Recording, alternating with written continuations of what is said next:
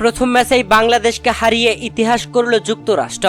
দর্শক, বাংলাদেশের বোর্ড ম্যানেজমেন্টকে দেখিয়ে দিল যুক্তরাষ্ট্র কিভাবে টি-20-তে খেলে ম্যাচ জিততে হয়। যুক্তরাষ্ট্রে বাংলাদেশ 3 ম্যাচের টি-20 সিরিজের প্রথম টি-20 ম্যাচে আজ খেলতে নেমেছিল। পেরিভিউ ক্রিকেট কমপ্লেক্স স্টেডিয়ামে এই ম্যাচে মাঠে নেমে বাংলাদেশ টসে হেরে আগে ব্যাট করে, যেখানে বাংলাদেশ আগে ব্যাট করতে নেমে টপ অর্ডারের ব্যাটিং ব্যর্থতায় রীতিমতো ডুবেছিল।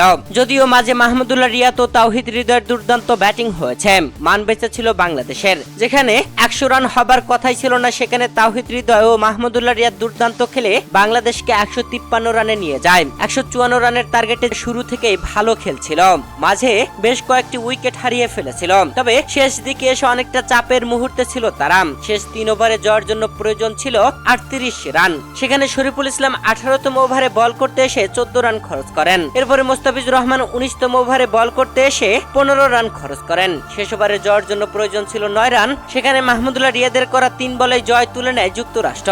যুক্তরাষ্ট্রের হয়ে অসাধারণ ব্যাটিং করেছেন কোরি অ্যান্ডারসন, 25 বলে 34 করেছেন, আর হারমিত সিং করেছেন 13 বলে 33 রান। এই দুই ব্যাটার অপরাজিত থেকে দলকে জিতিয়ে নিয়েছে 3 বল হাতে রেখেই 5 উইকেটের ব্যবধানে। দর্শক, যুক্তরাষ্ট্রের বিপক্ষে বাংলাদেশের প্রথম ম্যাচে এমন হার আপনি কিভাবে দেখছেন জানাবেন ভিডিওর কমেন্ট বক্সে।